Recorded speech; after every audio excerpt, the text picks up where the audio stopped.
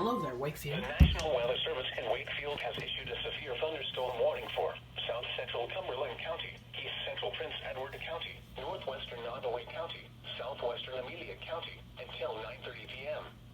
At 8:57 p.m., severe thunderstorm was located over ice, or 7 miles east of Longwood University, moving east at 10 miles per hour. Oh, it looks still activated even though I had the alert off. Quarter-size hail. Source, radar indicated. Impact, minor damage to vehicles is possible. Expect wind damage to trees and power lines.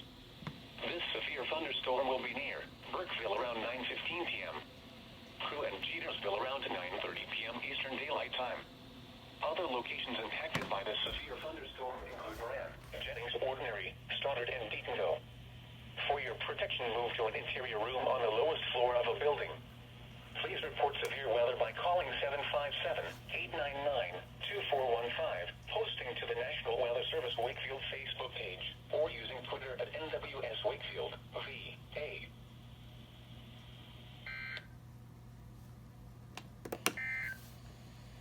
The National Weather Service in Wakefield has issued a